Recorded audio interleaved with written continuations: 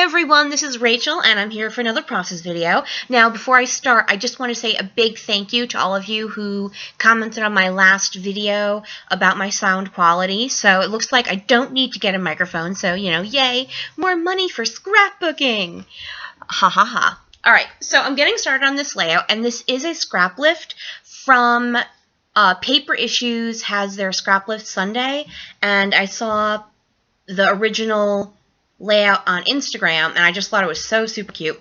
So I will put a link to their blog in the description box below because I wasn't able to grab a picture of the actual layout, just so you can see the original. I'm working with my May Scraptastic kit, and all I'm doing is building layers behind my photo. So I started off with that Happy Heart paper, which is from my counterfeit kit, and then I also pulled that red reinforcement paper, which is from my actual Scraptastic kit, and then also the little mini polka dot paper, also from my original Scraptastic kit, and then that mint polka dot paper, which is from my counterfeit kit. Okay, I think I got them all. I'm also going to pull this turquoise stripe paper. That is from my kit, and the opposite side of that is the floral that I just tucked the bottom of that paper. So now I've got these 3 full pieces of paper, and I'm trying to decide, and I finally make a decision to go with this number paper, and that is from the kit. I really like this paper. I didn't think when I saw it on the computer, I was kind of like, meh, whatever, but I actually like it a lot more in person than I did on the computer. So I'm getting this all taped together and put down and going back and forth by my layer. Oh, I also did add, no, I guess I didn't. I thought for some reason I had added a diagonal stripe in there, but no. Okay, so I had split that piece of horizontal stripe. I was trying to remember if it was horizontal and vertical, and I literally, just with my left and right hands, I have to hold my hands up and make the L and the backwards L to tell my left from right. I also have to go horizontal blinds. Okay, yes, they're horizontal stripes. That's the crazy, that's me. I know, it's fun. Okay, while I was nattering on, I did take out my shimmers colorings in concrete and give a decent heavy spattering effect to that. That is on, I believe that's on the original page as well. I really, really like the shimmers products I have. I really, really, really want to get more, but I'm trying to be good and just sticking to my Scraptastic kit and then store credit I get for buying my Scraptastic kit. So Rachel's not up on all the shimmers products that I would love to have.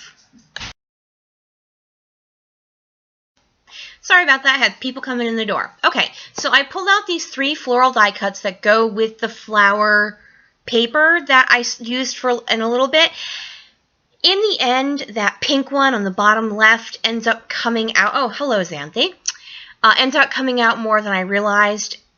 After I took the picture, I did push it in more like it is now, so it's not, it looks a little weird when I glue it down. It's too far out, so it looks flower, flower, flower. Whereas I liked it better when I first had it more tucked in. I also cut the bottom piece of that paper into a little banner piece just to give more interest to the bottom of the photo. I pull out an L Studio label die cut that I had cut into, and that came from my counterfeit kit. And now I'm going to start working on the title. I am going to use these alphas from the Scraptastic kit, but before I do that, I decide that label needs something to sit on, so I pull out this Studio Calico washi, and that is part of my counterfeit kit. And now I'm checking with my roommate about what the story is for this. I was pretty sure I knew what it was, but I wasn't quite sure exactly what it was. So what I'm doing is I'm cutting these out. As I mentioned in my previous video, I don't love these alphas, but trimming them out has worked very well to make me like them better. So I get all the letters I need cut out, and then I'm going to trim them so there's just a little bit of red around all of the letters. Now, I don't trim out the middle of the letters because I would jack those up so much. It's not even worth it. So this is going to be part of my title. I'm going to pull out the L Studio in dark gray that I had added to my counterfeit kit to do the other part, which is just the word in. So my title is In Port Jeff, which is a nickname for the town my niece's grandparents live in. So I pull out my ruler because, as I've mentioned this many, many times, so I'm just repeating myself here. If I'm using thickers, I don't normally mind if they're not super perfect because they have that thickness to it. I can pretty much line it up on my own, but when I'm using thin stickers, I tend to like it lined up more, so I pull out my ruler. So once I finish that, and I cut all that out because it takes a lot of time to peel the backing off those stickers.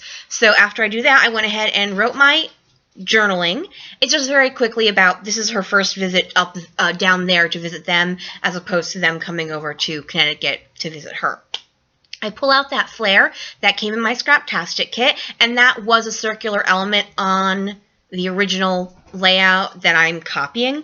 And then I decide I need a little bit of washi tape next to my photo, in between my photo and where the rest of the title is, just because that space was bothering me. So I'm just going to add some extra tape up there. And then I decide I need that to be at an angle because I'm crazy. But I pull out my ruler because I knew that wasn't going to end well if I didn't have a little bit of something blocking me from ripping it to shreds. The last thing I'm going to do for this layout is add enamel dots in the upper left and lower right hand corner, and I am done.